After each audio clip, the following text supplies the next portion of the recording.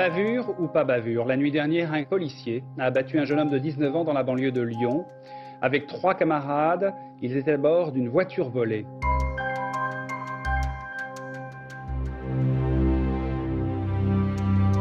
Bavure policière ou légitime défense? Une enquête devra déterminer ce qui s'est passé précisément hier soir, peu après le match PSG-Tel Aviv au Parc des Princes. Un supporter parisien est mort, un autre blessé. Le policier qui a tué un jeune homme de 19 ans à la sortie d'un bar à Pantin vendredi soir est inculpé d'homicide involontaire. Il a été suspendu immédiatement de ses fonctions. Je me retourne et bien sûr je vois l'attroupement, une personne à terre et tous les autres qui donnent des coups de pied dedans, à la personne à terre. Ils ont commencé à prendre leur ceinture, des bâtons, des panneaux de signalisation, tout ce que vous voulez, tout ce qui traînait et à avancer sur nous, sur moi et sur le petit jeune. Et puis j'entends des pierres qui déboulaient de la colline. Je dis aux collègues, bon ben tu restes à la voiture, je vais m'avancer, je vais voir si je peux en attraper un ou l'autre. J'ai recrié police pour les tenir à distance parce qu'ils étaient quand même menaçants. J'ai sorti l'arme pour les tenir en joue. Je les tenais à distance et je leur disais que j'étais policier et qu'il fallait qu'ils reculent. Et à un certain moment, j'entends quelqu'un qui me crie « Arrête ou je te sèche ». J'ai vu une ombre arriver sur moi et là j'ai tiré. Je tire une balle. Et la balle a atteint la victime en plein cœur.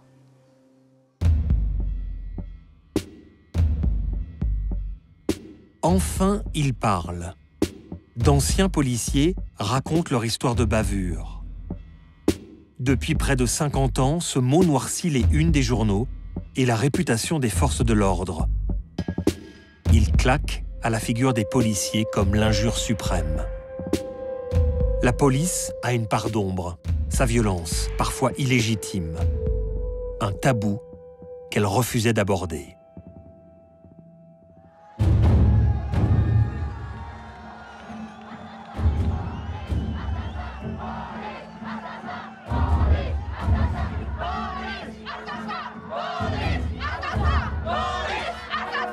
C'est ce genre de truc qu'on répand.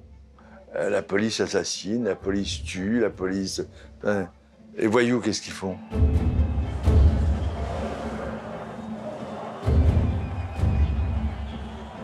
Les policiers ont le monopole de la violence légale. C'est-à-dire qu'ils ont le droit d'utiliser la force pour obtenir ce que les individus refusent.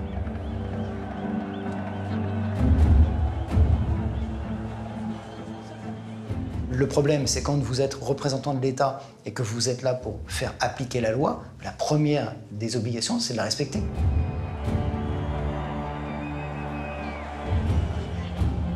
Dans des dossiers de violence illégitime émanant des forces de l'ordre, j'ai arrêté aujourd'hui de promettre à mes clients qu'une justice normale sera rendue.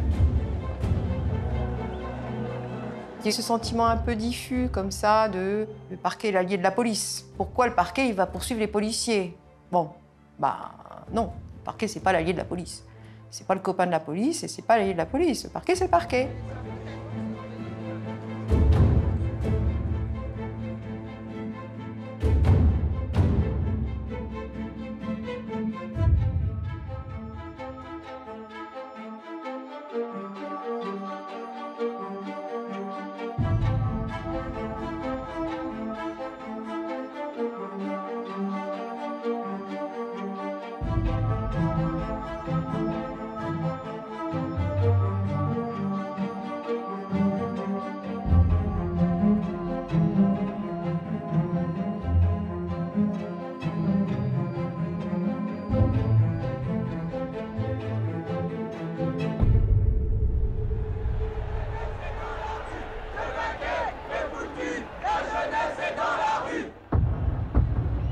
Une affaire va devenir le symbole absolu des violences policières.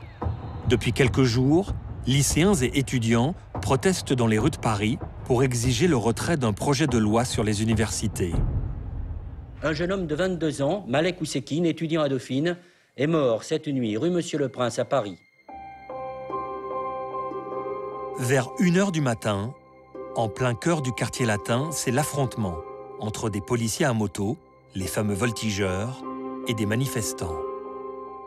Au même moment, un jeune garçon qui ne participait en rien à ces événements rentre chez lui. Soudainement, Malik Oussekine est poursuivi par des voltigeurs qui le prennent pour un casseur. L'étudiant pense trouver refuge dans ce hall feutré, mais des agents frappent le jeune homme, le laissant agoniser dans ce sas de verre et d'acier. Le SAMU tente de le réanimer. Malik Oussekine va mourir dans l'ambulance qui l'emmène à l'hôpital. En quelques heures, la mort de Malik Oussekine indigne le pays et devient une affaire d'État. La mort de cet étudiant pose des questions. À vous, monsieur le ministre, et la nation attend de vous des réponses. Votre rôle est le maintien de l'ordre dans notre pays. Or, vendredi soir, on a vu la police frapper. Un homme est mort. Pourquoi, monsieur le ministre de l'Intérieur? Ce que j'ai à dire, c'est que ça fait vraiment récupération politicienne.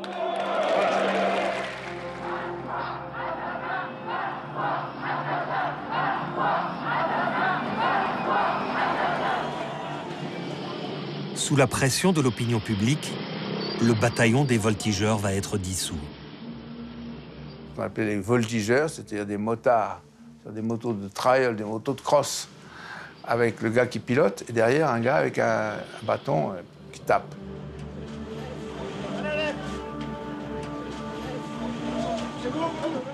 La brigade de voltigeurs à moto ne servait à rien, sauf elle voulait intimider, elle voulait terroriser. Moi, quand j'ai visité le garage de moto de la préfecture de police, on m'a expliqué ce que c'était, j'interdis d'utiliser cette méthode. Jamais une affaire de violence policière n'avait suscité autant d'émotions populaires en France, à tel point qu'elle a effacé des mémoires un autre drame qui s'est passé non loin de là, dans un bar de Pantin, quelques heures plus tôt.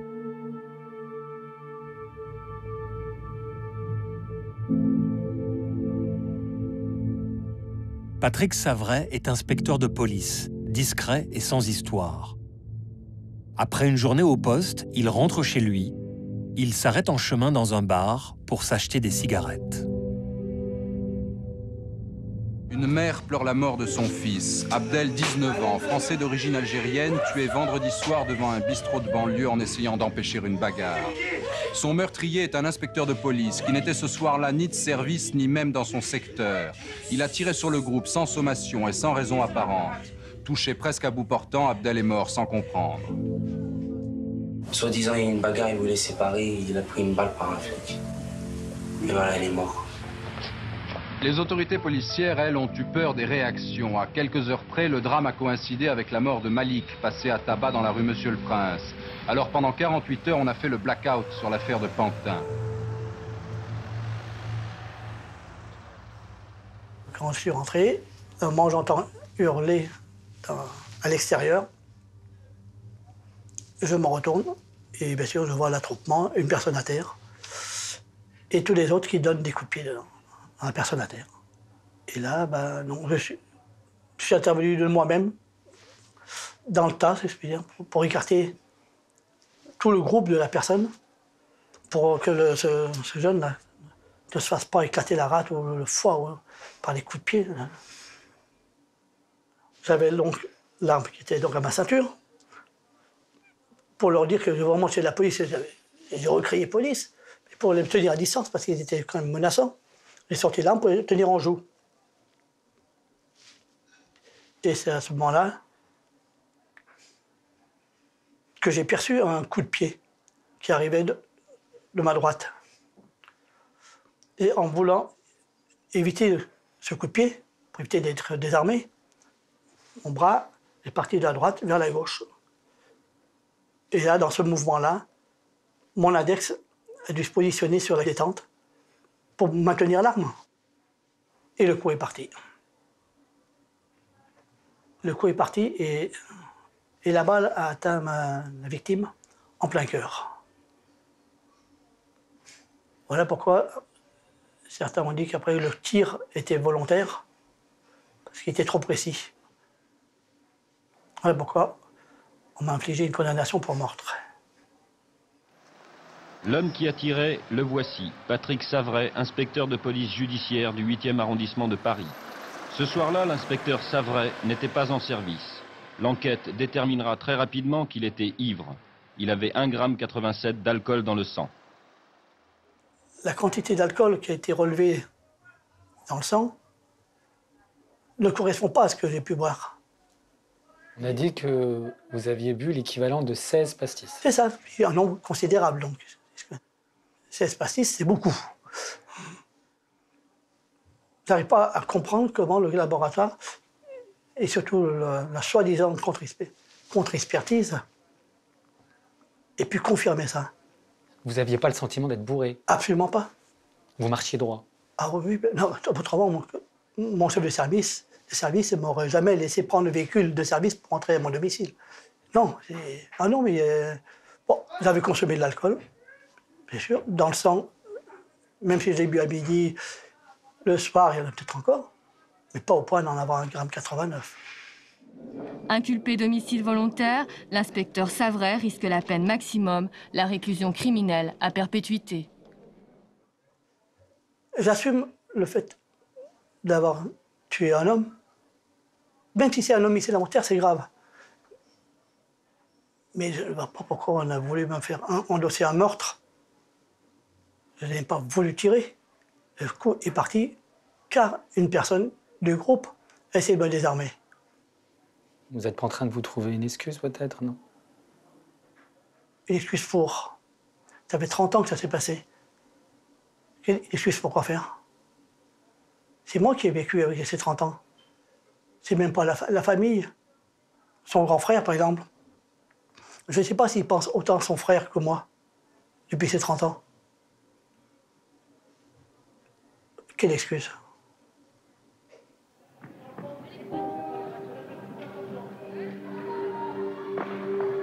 En travaillant sur place comme agent technique d'information et d'accueil, on en apprend tous les jours.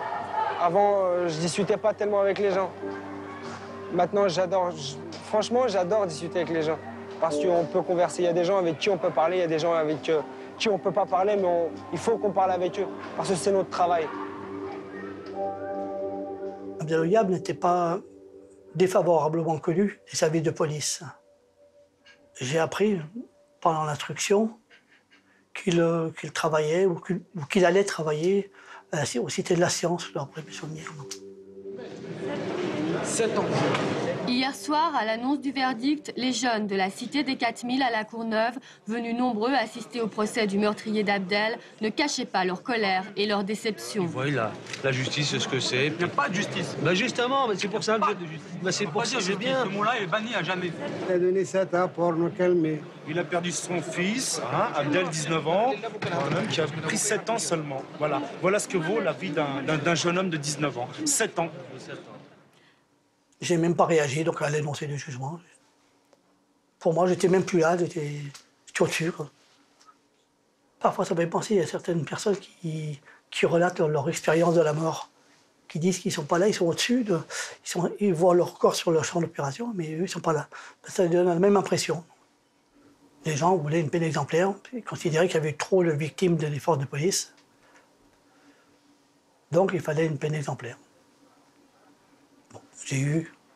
J'aurais pu être condamné à 15 ans, s'ils avaient été au bout de leur logique, mais bon, ils m'ont infligé 7 ans seulement. Vous êtes resté combien de temps en prison? 4 ans et demi. Bon, j'ai eu la chance d'être incarcéré à Fleury-Mérogis, à l'isolement. J'étais avec d'autres policiers qui étaient là pour différentes choses. Certains pour assassinat, d'autres qui s'étaient trompés de métier, qui étaient braqueurs. Vous êtes resté 4 ans et demi à l'isolement? Ouais. C'est difficile. Le verdict du procès des 2 policiers responsables de la mort de Malik Oussekine est tombé hier soir. Ils ont été tous les 2 condamnés avec sursis. 5 ans pour le brigadier Schmitt qui n'avait jamais reconnu les faits et 2 ans pour Christophe Garcia qui, lui, les avait reconnus. Pour la mort de Malik Oussekine, les 2 voltigeurs ne sont condamnés qu'à une peine de prison avec sursis. Pourquoi? C'est la même question qui hante chaque affaire de violence policière. Le sentiment d'une impunité pour les forces de l'ordre se propage froidement. Les juges, en général, dépendent beaucoup des informations et de l'action des policiers. Ils ont donc tendance, c'est vrai, d'une façon générale, je dirais pas à être plus indulgents pour les policiers ou pour les gendarmes que pour le commun des mortels, mais à considérer que, compte tenu des risques, de la tension, de la violence ambiante, il faut être plus indulgent pour un policier qui s'est laissé aller à des violences injustifiées. C'est vrai, c'est une tendance qu'on peut trouver chez des juges. Il y a aussi des juges dont c'est l'opinion exactement inverse, qui considèrent que plus un homme ou une femme, plus un agent public dispose de moyens de coercition, plus on doit être exigeant vis-à-vis de son comportement. Est-ce que d'après vous, le policier est un prévenu comme les autres? Le policier est-il un prévenu comme les autres? Ben oui. Enfin, ici, oui. Il n'y a pas de différence. Peut-être que la différence, elle se trouvera au niveau de la condamnation, si condamnation il y a. Parce que là, on dira, non seulement vous avez commis des faits de violence, mais en plus, vous êtes policier. Donc c'est une circonstance aggravante. Ben oui, dans les textes, c'en est une. Il n'y a pas d'impunité vis-à-vis des policiers, mais il peut y avoir un sentiment d'impunité résultant de plusieurs dossiers qui auraient mérité, selon moi, des poursuites judiciaires beaucoup plus rapides et des condamnations beaucoup plus significatives. Comment ça se mesurerait une telle impression? À quoi ça se mesure? Par des condamnations avec sursis quand il y a des faits de violence très graves. Mais ça c'est dans le fantasme. Tout ça, c'est dans le fantasme. Je veux dire, il faudrait pouvoir prendre chaque dossier. Là, j'ai pas les exemples sous le nez, mais je veux dire, il faudrait prendre chaque dossier puis dire, voilà, qu'est-ce que ça mérite. Et à côté, quelqu'un lambda, est-ce qu'il aurait eu la même chose ou pas la même chose?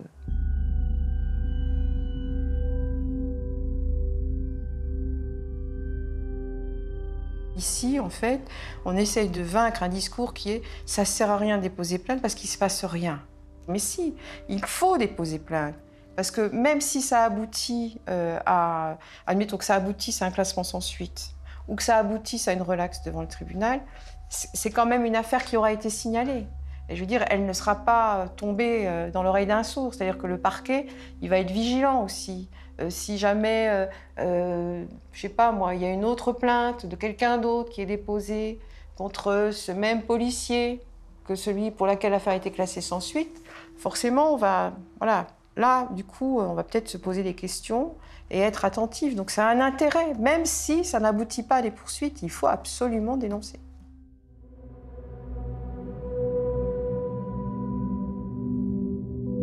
Contrôle d'identité qui dégénère, course-poursuite mortelle, interpellation ou garde à vue qui tourne mal.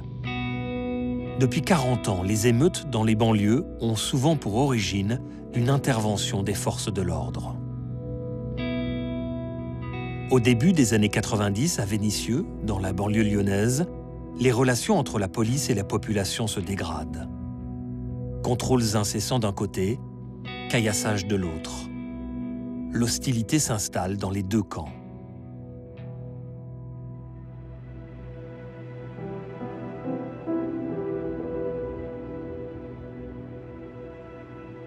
À cette époque, Jean-Marc Nègre est brigadier chef au commissariat des Minguettes. Apprécié de sa hiérarchie et de ses hommes, il a vu progressivement un malaise s'installer entre la police et les jeunes. Lui, qui n'a jamais été un adepte de la répression, va commettre l'irréparable un soir d'hiver 1993. L'histoire commence l'après-midi par un banal vol de voiture dans la banlieue lyonnaise à Bron. Le véhicule, avec 4 hommes à son bord, est repéré le soir même par une patrouille de 2 policiers à Vénissieux, dans le quartier des Minguettes, juste à côté de Saint-Fond. On se trouve dans la rue principale des Minguettes. Et on voit un attroupement avec un véhicule au milieu, il y avait une vingtaine de jeunes. Je tourne en direction de ce véhicule et à notre approche, les jeunes nous voient. Là, tout le monde remonte, ils ferment les portes, ils démarrent sur les chapeaux de roue. Donc on soupçonnait de suite que c'était un véhicule volé ou qu'il y avait quelque chose de pas normal. Et ils traversent la Nationale 7 à plus de 100 à l'heure. Donc j'avais mis le gyrophare et puis on se met à poursuivre la voiture en direction de Saint-Fond. C'est sur cette route de Saint-Fond, en bordure d'une voie ferrée, que 4 jeunes, pourchassés par une patrouille de police, abandonnent une voiture volée hier soir, peu après 21h15. Ils tentent de s'enfuir en grimpant une petite falaise. À cet endroit-là, nous sommes en bas du plateau. Sur la gauche, la voie ferrée qui fait Lyon-Marseille. Il y a une usine de retraitement des eaux là derrière. Sur la droite, c'est une colline qui est boisée avec des acacias. Enfin, c'est un no man's land un petit peu.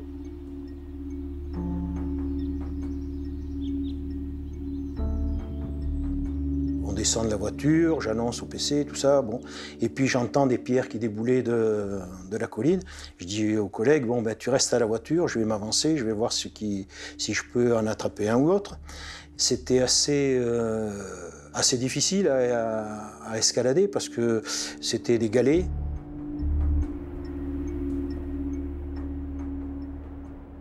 J'entendais du bruit au-dessus de moi. Et à un certain moment, j'entends quelqu'un qui me crie « Arrête ou je te sèche ». Alors je lève les yeux, je regarde, je vois une tache... il était 21h30 quand même le soir, le 27 décembre, donc il ne faisait pas bien jour. Hein. Je vois une tache un peu orangée et il me semble voir qu'il avait quelque chose dans la main. Dans mon esprit, je me suis senti en danger. J'ai dit, il va me tirer dessus, je ne sais pas, enfin, c'est ce qui m'est venu. Ma première réaction, je sors mon arme, qui était un manurin à l'époque, je tire une balle et je ne vois plus personne. Je remets mon arme à l'étui et puis je continue à monter, je monte. Et à un moment donné, j'arrive au pied de la colline, je vois une personne. Instinctivement, si vous voulez, j'ai reconnu la personne qui m'avait menacé. Il est allongé par terre, le visage en sang. On le descend jusqu'en bas. En bas, on voyait qu'il ne bougeait pas quand on était au bord de la route, à côté du véhicule. Donc je dis à mon collègue, là, appelle le PC, appelle une ambulance, le SAMU, machin. On a un souci. Et puis... c'est là qu'en essayant de lui porter les premiers soins, on s'est aperçu qu'il était décédé. La victime allait avoir 20 ans et sa famille parle de bavure. Selon elle, Mourad n'était pas du style à menacer un policier. Il aurait pu tirer en haut juste pour l'impressionner, il serait resté, il n'aurait pas bougé. Vous lui tirez dans les jambes pour pas qu'il s'enfuit, mais là, le tuer, c'est... Quand je me suis aperçu qu'il était décédé, j'ai compris tout de suite que j'avais dû le toucher quelque part avec mon arme quand j'avais tiré. Et j'étais un petit peu dans un état second quand même, il faut bien le dire. Donc la procédure s'est enclenchée, le commissaire de permanence, l'IJPN, enfin toute la procédure normale de la police. L'enquête a été confiée à la police des polices. Demain, le parquet devrait ouvrir une information judiciaire. Avec cette question, le brigadier chef était-il ou non en état de légitime défense? La suite de l'histoire, c'est que cette personne n'était pas armée et que quelque part, même s'il m'a menacé, c'était sûrement des paroles en l'air, quoi. Et les faits ont été vérifiés. Je l'ai bien touché sur le côté, dans le dos. C'était dans le dos. Le côté du dos, mais enfin, c'est le dos. Donc, quelque part, après, il y avait une faute de ma part. Des fleurs et une couronne de louanges muettes à la mémoire de Mourad Chir qui habitait ici.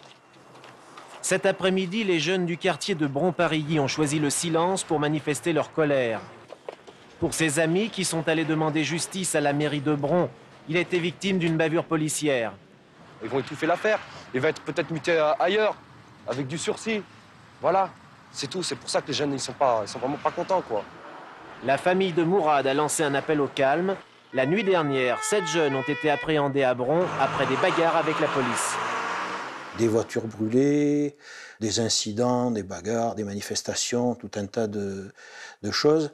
Mon domicile gardé par les gendarmes et le GIPN pendant quelque temps, les articles de journaux, le policier assassin. Ce qui me chagrine le plus, c'est que les gens vous parlent de suite d'un crime raciste. J'ai jamais été raciste, j'ai pas peur de le dire, et je le suis pas maintenant, et je le serai pas après. Mais pour moi, l'important, c'était un homme qui en a tué un autre. Et qui plus est, un jeune homme. Mourad Chirk avait décoré de nombreux bâtiments publics dans toute la banlieue lyonnaise, ainsi que l'atelier d'électroménager où il était employé. C'était d'une part un artiste en peinture, et d'autre part un bon élément dans l'atelier. Je ne sais pas qui a volé la voiture, mais quelque part, à un certain moment, je me suis dit, si ça avait été des petits jeunes tranquilles comme tout le monde, on n'en serait pas arrivé là. Moi, je n'aurais pas amené le malheur dans cette famille et en même temps amené le malheur dans ma famille. Parce que leur malheur est terrible, mais le malheur dans ma famille est important aussi. Parce que, quelque part, mes enfants, mon épouse en ont pâti pendant des années. Sauf que j'ai eu une chance terrible, c'est de conserver ma famille filiale, mon épouse et mes enfants, qui sont restés très soudés avec moi, qui m'ont permis de survivre. Parce que peut-être, j'aurais peut-être pas vécu, quoi. J'aurais peut-être fini à la cloche ou un truc comme ça, avec une histoire pareille. Hein. Vous avez pensé à vous suicider? Oui, plusieurs fois. Mais ça, il ne faut pas le dire à ma femme. Hein. Plusieurs fois. C'est pour ça que j'ai souhaité avoir un suivi psychologique pendant longtemps. Ça a été plusieurs fois des idées qui m'ont effleuré l'esprit et auxquelles j'ai pensé très fortement. Ne serait-ce que pour soulager les miens. Soulager les miens. J'ai pris des médicaments pendant longtemps. J'ai passé 20 ans de ma vie à ne pas pouvoir dormir la nuit.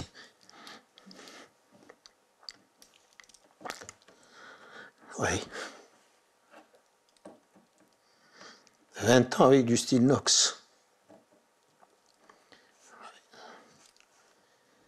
Partie civile d'une instruction longue et difficile, la famille du jeune homme tente de préserver sa mémoire. Ses parents abordent ce procès avec angoisse. Leurs avocats plaideront l'homicide volontaire, mais c'est surtout une vérité qui est attendue. J'attends la vérité, quoi. Ce qui s'est vraiment passé. Ce qu'on ne sait pas, nous. C'est pas tout à fait ce qui s'est passé. On ne sait pas exactement ce qui s'est passé. Nous sommes une famille, toute une famille unie qui souffre de l'absence à la fois d'un frère et d'un fils merveilleux. Mais maintenant, l'affaire est entre les mains de la justice, alors que justice soit faite. L'instruction n'a retenu ni la thèse de la légitime défense, ni l'intention de tuer. Jean-Marc Nègre, policier bien noté, resté en service jusqu'au printemps dernier, sera donc jugé pendant 3 jours pour répondre à une question. Pourquoi a-t-il tiré sur Mourad Chirk?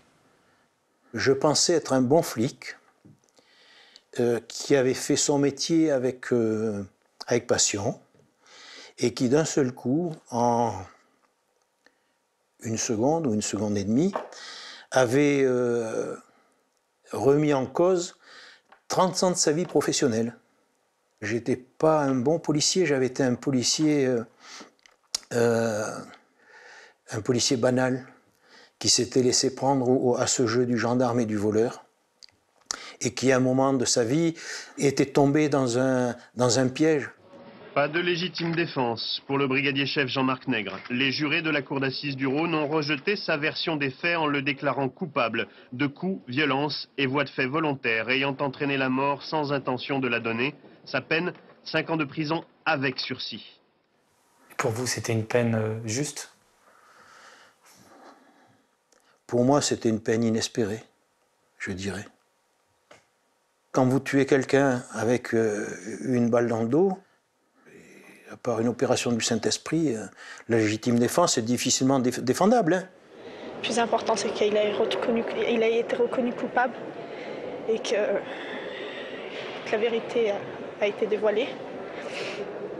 Et que tout le monde a su que Mourad, mon frère, n'était pas un délinquant. Il n'avait rien à faire dans cette affaire. Est-ce que pour vous, c'est une bavure? Oui, tout à fait. Tout à fait. C'est une bavure. Personne ne peut dire que ce n'est pas une bavure. Je voudrais pouvoir effacer mon nom de cette bavure. Mais ce n'est pas le cas. Je ne peux pas. Je ne peux pas. Alors je l'assume. Je l'assume. Pas facilement, mais je l'assume.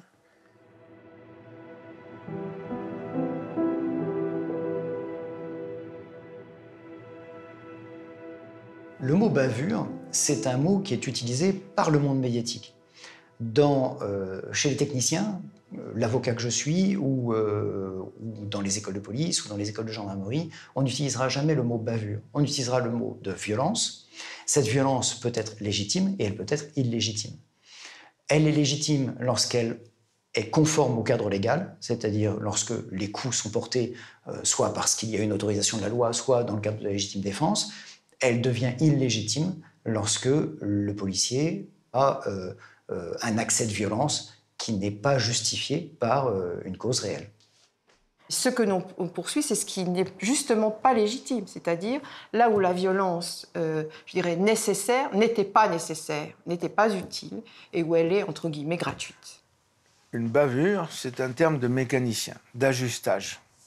Quand vous travaillez les métaux, au tour par exemple, il y a un moment où l'outil dérape et il y a une bavure, le métal. Donc les bavures, c'est inévitable. Vous savez qu'on dit on ne fait pas d'omelette sans casser des œufs. Bah, il y a des bavures. Et donc dire une bavure, c'est retirer la responsabilité de l'individu. C'est considérer que c'est inévitable. Ils m'ont demandé qu'est-ce que ça voulait dire CRS. Oh, CRS, à moi. CRS, monsieur, ça veut dire, attendez, j'ai vu sur les cartes, Compagnie républicaine de sécurité. Voilà, bon, voilà, hein, on bouge un coin, hein. Après, bavure, oula. Bavure, attendez, je sais, bavure, B-A-V-U-R-E. Balle atteignant victorieusement un ressortissant étranger. C'est ça, monsieur? En donnant une définition facétieuse du mot bavure, Smaïn pointe un élément troublant. Dans les affaires de violences policières, les victimes sont pour beaucoup d'origine maghrébine.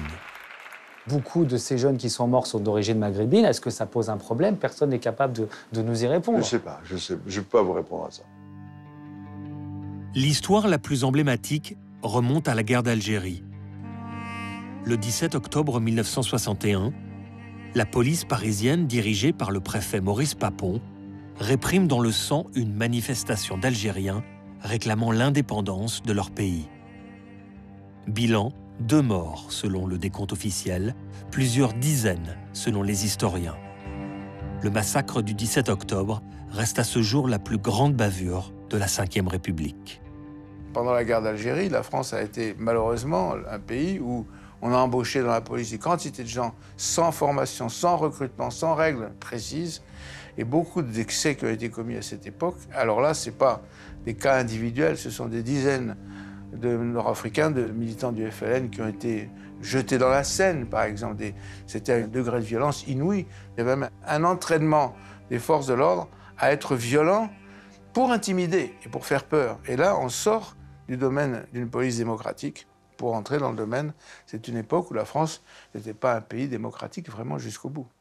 Je suis entré dans la police en 78 et dans les années après 90, j'entendais des fonctionnaires de police parler de melons, quand ils parlaient des Maghrébins. Et c'était des garçons qui avaient manifestement pas connu la guerre d'Algérie. Et donc je me suis interrogé sur ce vocabulaire de flic, sur ce sous-langage policier, et effectivement d'où ça venait ça? Parce que c'était un mot qui était véhiculé depuis la guerre d'Algérie et qui transmettait de policier en policier. Et en fait, j'avais lu une étude qui était assez amusante sur l'origine des commissaires de police sociale. Et il y a il y avait, sachant maintenant, à mon époque, une surreprésentation des garçons d'origine pied noir. Il y a, peut-être de manière latente, de manière rampante, de manière non expliquée, dans la culture policière, comme dans la culture militaire, une mémoire de la guerre d'Algérie. Et de la même manière, et alors si cette mémoire elle s'est transmise du côté des institutions, elle s'est transmise aussi de l'autre côté.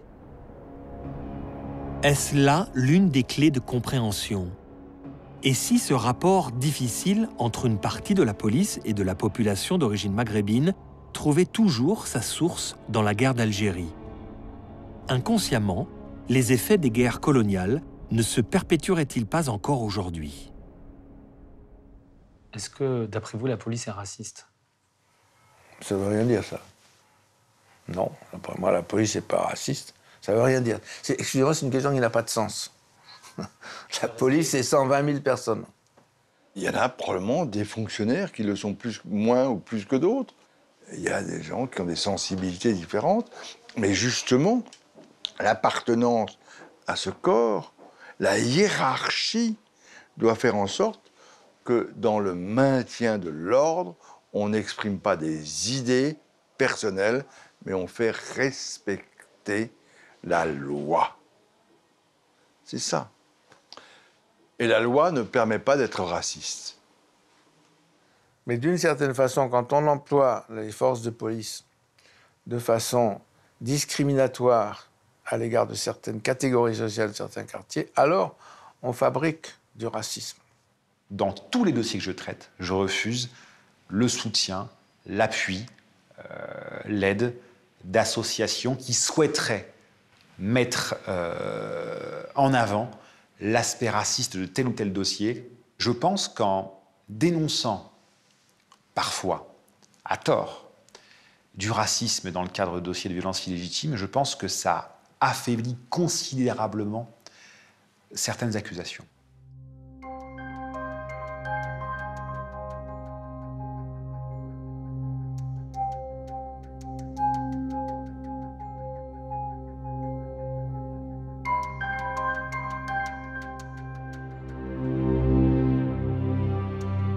Antoine Granomort ne pensait pas devenir un jour policier et sentir en lui la fierté de revêtir l'uniforme.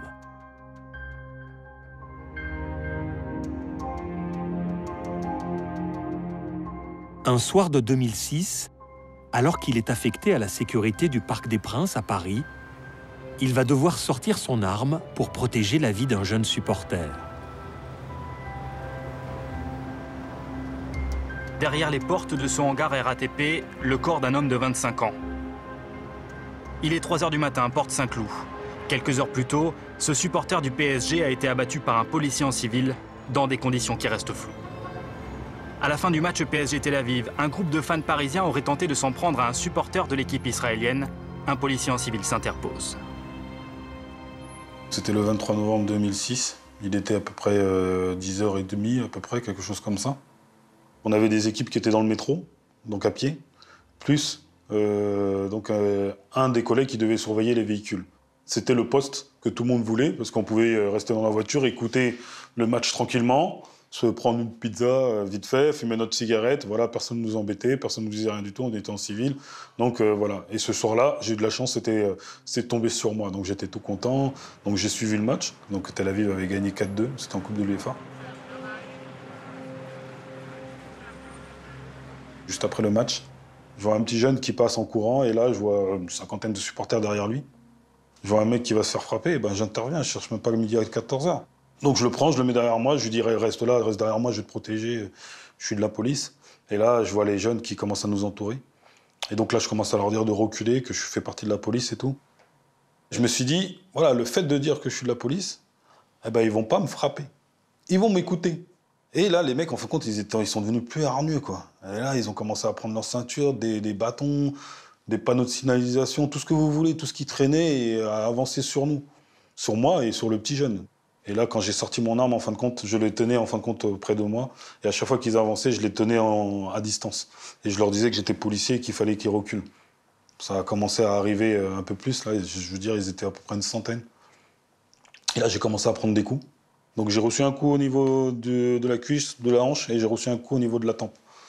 Et là, j'ai perdu mes lunettes. Et quand j'ai voulu me relever, en fin de compte, là, j'ai vu une ombre arriver sur moi. Et là, j'ai tiré.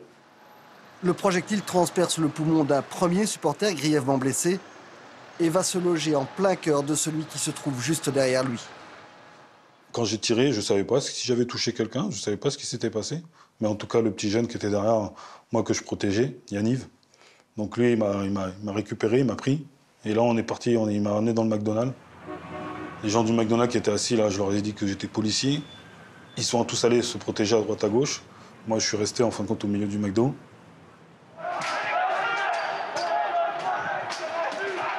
En première ligne, ils sont une trentaine, ultra-violents. Ils crient bleu, blanc, rouge, la France aux Français, sale nègre et mort aux Juifs. Ils vont mener l'assaut durant 10 longues minutes. Là, les supporters ont commencé en fin de compte à entourer les vitres du McDonald's, à les secouer. J'ai entendu des bruits de singes. Là, les vitres ont explosé. Et là, à chaque fois qu'il y avait un supporter qui voulait rentrer dans le McDonald's, je le tenais en joue, je le tenais à distance. Là, j'avais vraiment peur. J'avais l'impression que, voilà, c'était... que j'étais en guerre, ouais, que c'était ou moi ou eux. Et dans ma tête, c'était simple. Le premier qui se rapprochait à moins de 2-3 mètres de moi, il se prenait une pasteuse dans la tête. Les images sont de mauvaise qualité, mais elles permettent de comprendre. Le policier a déjà tiré. Il se réfugie dans le restaurant avec le supporter qu'il protège. Les hooligans, très vite une centaine, nullement intimidés par l'arme que l'on distingue dans les mains du policier, commencent à cerner l'établissement. Ils auront le temps de défoncer les vitrines avant l'arrivée des secours. Et c'est après que là, le renfort est arrivé. Donc là, les mecs, ils se sont dispersés. Après la dispersion des assaillants, les CRS découvrent les deux victimes étendues sur le trottoir. L'un est déjà mort, l'autre grièvement blessé. À l'intérieur, le policier qui a tiré, ici revêtu d'un pull en laine beige et d'un bonnet, raconte le déroulement des faits. Une version corroborée par les premiers témoignages. J'ai pu, moi, me calmer. Là, on m'a dit qu'il y avait un mort. Donc je me suis effondré. Et après, on m'a dit qu'il y avait un blessé.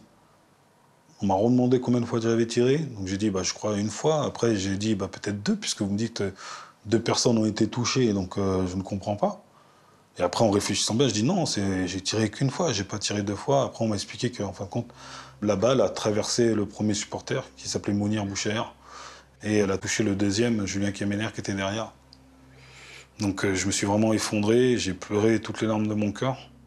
Julien Kemener, supporter du PSG, âgé de 25 ans. En 2004, il avait été interpellé pour avoir tenté d'introduire des fumigènes dans un stade. C'est à ce titre qu'il était connu des services de police. Le fait qu'il y a eu un mort, c'est pas évident, parce que ça, on ne nous l'apprend pas. Et là, on est tout seul, en fin de compte. À partir de ce moment-là, on est tout seul, il n'y a plus de collègues autour de vous, il n'y a plus personne. Vous pensez à votre famille, vous pensez à tous ceux qui vous entourent, et vous vous dites, merde, comment ça va se passer par la suite? Donc c'est dur, c'est pas évident. Moi, j'ai fait de la garde à vue ce soir-là. J'ai voulu me pendre. J'étais assis, j'étais sur le lit, là, il y avait un gros spot sur ma tête. Mais j'ai regardé cette lumière-là, et ouais, j'ai voulu me pendre, parce que je me suis dit, putain, merde, je vais faire 20 ans à Fresnes ou à Fleury. Surtout en tant que flic, putain, mais non, c'est pas possible. Non, c'est pas possible. C'était dur de se passer de l'autre côté de la barrière, alors qu'on sait que quand même, on a fait notre métier. Moi, comme j'ai dit, moi, ce soir-là, moi, je faisais mon métier. Par contre, les supporters, qu'est-ce qu'ils faisaient là? C'est pas moi qui suis venu vers eux, c'est eux qui sont venus vers moi. Que justice soit faite. Unis derrière cette banderole, 1 millier de supporters parisiens. La majorité est issue de la sulfureuse tribune Boulogne du Parc des Princes. Mais ce matin, tous ont défilé dans le calme. Beaucoup ici ne croient pas à la thèse de la légitime défense après la mort de Julien Kemener, 25 ans, tué il y a 10 jours par un policier en civil. Qu'on respecte sa mémoire, qu'on arrête de dire que c'était un néo-nazi, qu'on arrête de dire que c'était un hooligan. Moi, je sais ce qu'il était, ce qu'il valait. Les gens autour de nous aussi le savent. Le problème d'hooligan, c'est alors là vraiment où mon fils faisait partie de certains clubs extrémistes. Alors là, je peux vous assurer que c'est complètement faux. Ce n'est pas du tout l'optique de notre famille. La famille pourrait déposer plainte contre le policier.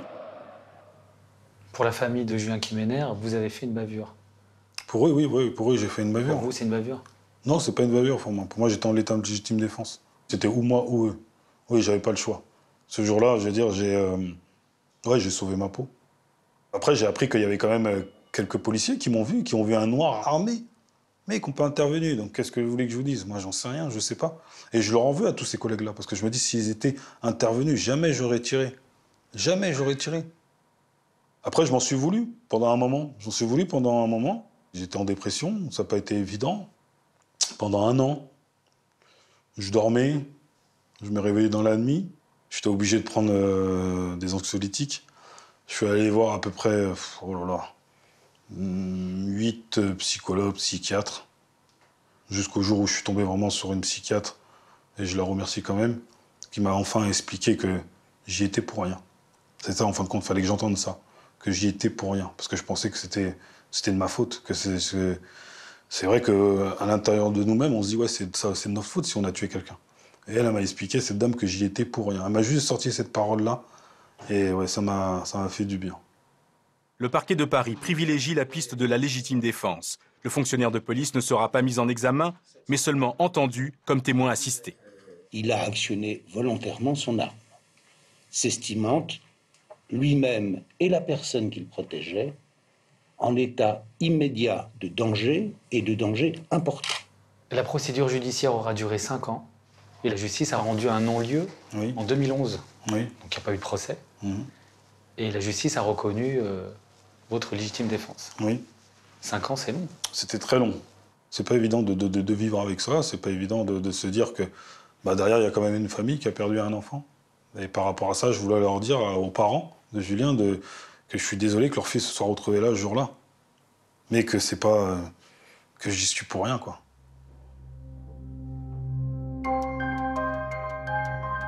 Les forces de l'ordre sont de plus en plus confrontées à de l'hyperviolence. Allez, dégage, putain de flic de merde, là! Dégage d'ici! Dégage! Dégage, des putains de meurtriers! C'est tout ce que vous êtes, des putains de meurtriers! Les policiers se retrouvent directement menacés par des manifestants dans des situations parfois intenables. Cette foule, elle vise les policiers comme représentants de l'État. Donc ils incarnent l'État et ils reçoivent toute la violence que la foule veut déverser sur l'État.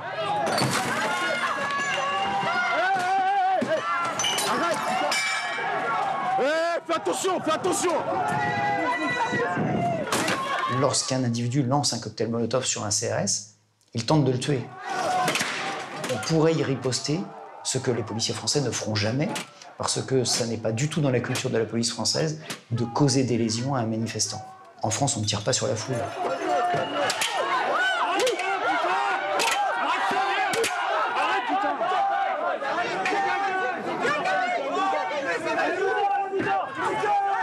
Oh, c'est chaud! Oh, ça prend feu, ça prend feu! C'est un métier très dur et à certains moments très stressant. Ce n'est pas une excuse pour la violence, c'est une explication. Et pour affronter des situations de stress, il faut y être préparé. Et être préparé comment? En sachant que, sous l'effet du stress, on peut prendre la mauvaise décision, on peut abuser de sa force, on peut avoir tendance, et c'est souvent le cas malheureusement, à vouloir se venger. Ah, il m'a emmerdé, il m'a traité d'enculé, il m'a traité de ceci, il faut une baffe, etc. Et que lui retirer l'idée de la vengeance, lui retirer l'idée qu'il peut se faire justice à lui-même, c'est facile à dire, c'est moins facile à faire, surtout avec des personnages qui ne sont pas formés. Justement, à chaque bavure, le même débat revient.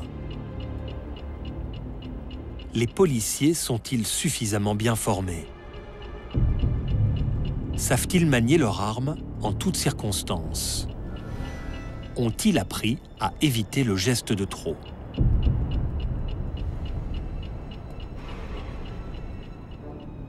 Les policiers sont-ils suffisamment entraînés au maniement des armes? Ils sont surtout entraînés à ne pas s'en servir. On verrouille complètement l'entraînement parce qu'on pense qu'en verrouillant les policiers, en les inhibant, on va éviter les bavures. Pour un policier national, il tire 90 cartouches par an, 3 séances de 30 cartouches. Est-ce que vous imaginez qu'on vous donne le permis de conduire? On vous autorise à prendre votre voiture que 3 fois par an. Et on vous autorise à prendre cette voiture dans le parking de votre bureau en faisant uniquement en première vitesse un petit circuit que vous aurez préalablement vérifié avant. Ça, 3 fois par an. Et on vous demande un jour d'être le champion du monde de rallye automobile. Il est juste inadmissible qu'un policier ne soit pas bien formé avec un outil aussi dangereux qu'une arme à feu. Dans la police nationale, on a aussi diminué l'encadrement. Le nombre de commissaires de police a été divisé par 2 pendant les 15 dernières années. Et le nombre d'officiers de police a été divisé aussi par 2. Et une troupe qui n'est pas encadrée est une troupe qui est dangereuse, y compris pour elle-même. En Seine-Saint-Denis, nous avons quelques 4000 policiers. Hein. Nous avons des territoires dans ce département qui sont des territoires très délinquentiels, avec des délinquants endurcis, qui sont eux-mêmes terriblement violents. Pour avoir ces 4000 policiers, on recrute des fonctionnaires de police qui ne sont pas bien formés, qui n'ont pas encore l'expérience de ce que c'est qu'une intervention policière, que l'on met directement en sortie de formation dans un département comme celui de la Seine-Saint-Denis, parce que ce département n'est pas attractif du tout. Donc forcément, ceux qui viennent en Seine-Saint-Denis, ils y viennent à reculons.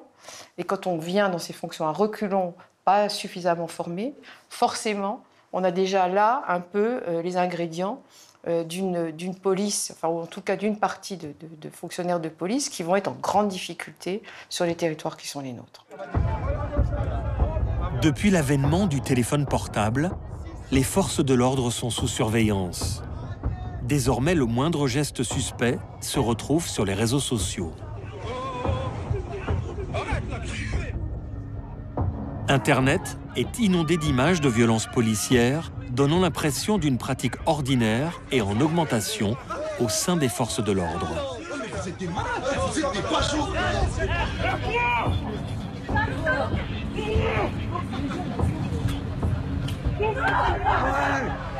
C'est des éléments de preuve qui ne sont pas négligeables, hein, loin de là, hein, loin de là. Il n'y a pas longtemps, nous avions une affaire que nous avions classée sans suite parce qu'on n'avait pas des éléments de preuve suffisants pour départager ce que disait le policier de ce que disait le plaignant. Donc on a classé l'affaire sans suite. Et après coup, on nous a produit une vidéo justement en privé, par un téléphone portable, qui là, pour le coup, a départagé totalement la parole de l'un contre la parole de l'autre. Et en l'occurrence, c'était la parole de la victime qui venait être confortée par ce qu'elle avait dit. J'ai traité beaucoup de cas où il y avait des vidéos, beaucoup. Et dans beaucoup de ces cas, les vidéos étaient tronquées. On ne mettait sur les réseaux sociaux qu'une partie des vidéos, celle qui concernait l'action de force par le policier, et on l'a jeté en pâture au public en disant que c'était nécessairement une bavure. Et puis quand on voyait l'ensemble de la scène, l'ensemble du dossier, et qu'on se faisait remettre la vidéo dans son intégrité, on se rendait compte que le policier ne faisait que riposter à une action violente contre lui. N'oubliez jamais qu'il y a aussi beaucoup de provocateurs qui n'attendent que ça. Parce que qu'est-ce qui déstabilise le plus? C'est pas une manifestation, c'est l'image véhiculée toute la journée par toutes les chaînes de télévision et de radio, repris par la presse, etc., de violences policières. On oublie toujours de dire que elles ne sont pas acceptables, ces violences policières. Mais elles répondent à des violences encore plus graves, qui sont des violences contre la République. Les morts depuis 1947. À chaque fois que je dirai un nom, on criera justice. Joseph Chaléa. Justice. Henri Justet. Justice. Raymond Penel. Justice. Mouv Iloul. Justice. Laouri Ben Mohamed. Justice. Mohamed Diab. Justice. Lounès Ladj. Certaines associations qui luttent contre l'impunité policière dénoncent 5 à 15 morts impliquant les forces de l'ordre chaque année depuis plus d'un demi-siècle. Des chiffres contestés et invérifiables, puisqu'il n'existait jusqu'à présent aucune statistique officielle. Au début des années 80 jusqu'au début des années 90, il y a eu chaque année plus d'une dizaine de morts impliquant des policiers, même quand vous étiez ministre de l'Intérieur. Alors là, je récuse cette question. Montrez-moi vos statistiques. Avant de dire des jeunes ont été tués, des noms, quels jeunes, à quel endroit, dans quelles circonstances. Je veux dire, il faut arrêter de brasser, de jeter des trucs comme ça en pâture, l'opinion publique. Non, il faut faire attention à ce qu'on dit. Il n'y a pas de comptabilité officielle. Non, mais il faut... Justement, alors puisqu'il y a des associations qui disent 300, la liste. Je ne dis pas que c'est pas vrai. Je dis que quand on affirme quelque chose, il faut l'appuyer sur des faits précis. Mais au-delà des chiffres et des polémiques, reste la douleur des familles endeuillées et des policiers qui doivent réapprendre à vivre avec un mort sur la conscience. Aujourd'hui, ça fait 10 ans que cette histoire s'est passée. Je pense que pendant ces 10 années, en fin de compte, tous les ans, tous les jours, ses parents doivent penser à leur fils. Et moi aussi, j'ai une pensée aussi pour lui. Ça m'arrive de prier qu'un jour, j'espère que pourront me pardonner et que même Dieu me pardonnera. Vous revoyez Yaniv, le jeune garçon que vous avez sauvé? Non, je le revois pas. Non, il doit faire sa vie, on a perdu contact. Est-ce que vous vous considérez comme un héros? À ses yeux, aux yeux de ses parents, oui. Oui. Maintenant, pas aux yeux de la société. Mon acte ne mérite pas une décoration. J'ai quand même tué quelqu'un. Donc on ne peut pas décorer une personne qui a tué quelqu'un. On n'est pas en temps de guerre. Si on avait été en temps de guerre, là, bien sûr que j'aurais pris une médaille. Mais c'était pas le cas. Donc moi, je veux dire, la seule décoration, entre parenthèses, que j'ai pu avoir, qui m'a fait du bien, c'est quand la mère de Yaniv m'a pris dans ses bras et m'a remercié. Et ça me suffit largement. C'est ma décoration à moi.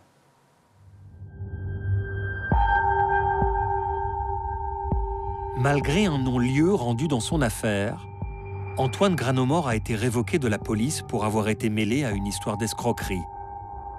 Il prépare aujourd'hui le concours pour devenir infirmier.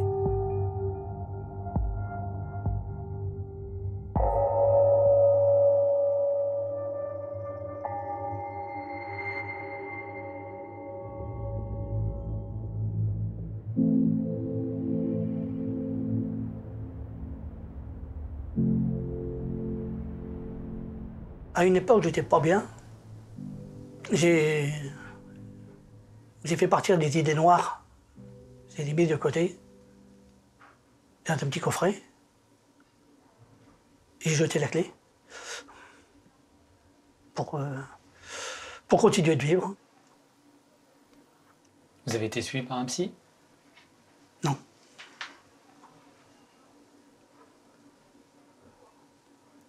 On arrive à se reconstruire après?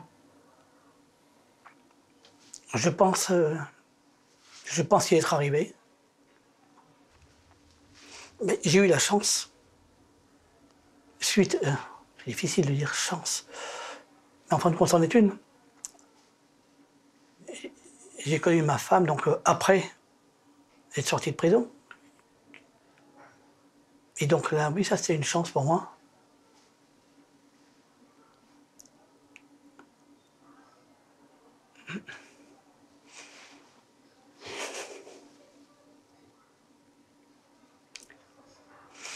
Excusez-moi.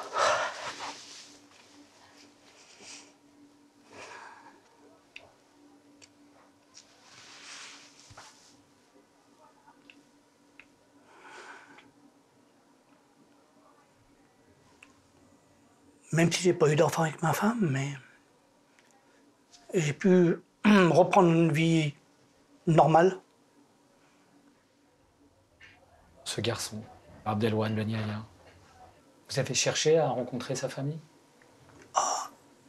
Non. Non. Je crois bien que je suis un peu mal reçu quand même. La famille ne comprendrait pas ce que je viendrais faire chez eux. Vous avez eu envie peut-être de lui dire pardon ou dire pardon à sa famille? S'il pouvait m'entendre, eh bien, je lui dirais que je lui demande pardon au nom de la personne qui a essayé de me désarmer. Mais en vos propres noms? Oui. Je lui dirais pardon d'avoir été armé et d'être intervenu pour sauver la vie d'un autre. En sauvant un, j'en ai tué un.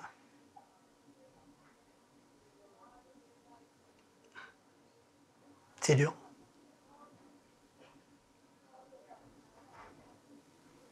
Et que ressentez-vous quand vous voyez que votre nom est associé à jamais à une bavure? Ça fait très mal.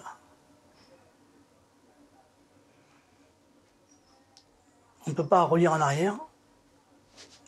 Donc jusqu'à la fin de ma vie, ça sera comme ça.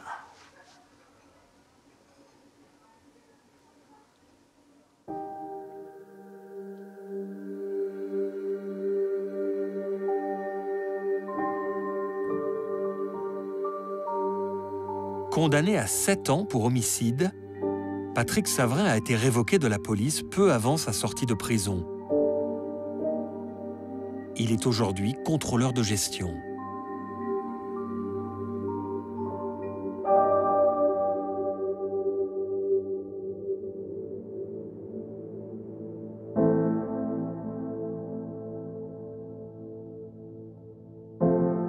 Suspendu de ses fonctions après la mort du jeune Mourad Chir, Jean-Marc Nègre a dû vendre sa maison pour survivre. Avec sa famille, il a quitté Vénissieux pour le sud-ouest de la France. Ses 3 enfants ne supportaient plus la tourmente médiatique de l'affaire.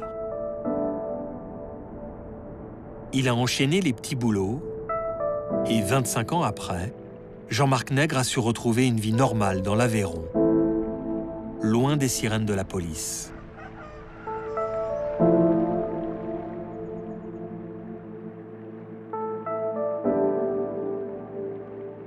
À 70 ans, il est maire de son petit village. Je me suis présenté et j'ai été élu. Et aux dernières élections, j'ai renouvelé mon mandat. Donc je suis maire jusqu'à 2020 de la commune de Taurillac. Vos administrés sont au courant aussi de votre histoire? Tout à fait, tout à fait. Je n'ai jamais fait un secret de ce qui m'était arrivé, mais ça n'a jamais été quelque chose qu'on m'ait reproché vraiment dans le village. L'opposition s'en est servie un petit peu, en pensant peut-être que ça me ferait du mal, mais bon, ça n'a pas été le cas. Est-ce que vous pensez à Mourad Chir? Souvent. Souvent. Je vous dirai pas tous les jours, mais souvent, souvent. Il y a maintenant 27 ans, 30 ans, 20 ans que ça s'est passé, ça. Hein, qu'est-ce qu'il en aurait été? Qu'est-ce qu'il aurait fait, ce jeune homme-là? Qu'est-ce qu'il serait devenu? J'ai plus en tête sa date de naissance, mais je crois qu'il avait 19 ans. Et j'avais à l'époque un fils de 19 ans qui était militaire en Bosnie. Et j'aurais aimé qu'il soit copain avec mon fils et qu'il aille, qu'il s'engage dans les chasseurs alpins. Il aurait trouvé la camaraderie, la vraie camaraderie, les vrais copains qui sont là quand on a besoin d'eux, pas qui vous poussent dans le mauvais chemin ou qui vous entraînent dans des aventures impossibles. Hein? Malheur, il est enterré en Algérie.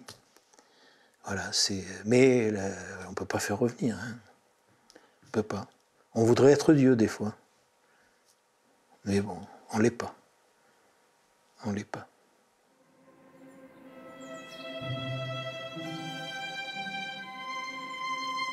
Jean-Marc Nègre est retraité de la police. Après sa condamnation à 5 ans avec sursis, il avait souhaité se rendre dans les commissariats pour sensibiliser ses collègues aux conséquences d'une mauvaise appréciation de la légitime défense. Sa hiérarchie ne l'a pas autorisé à faire ce travail de prévention.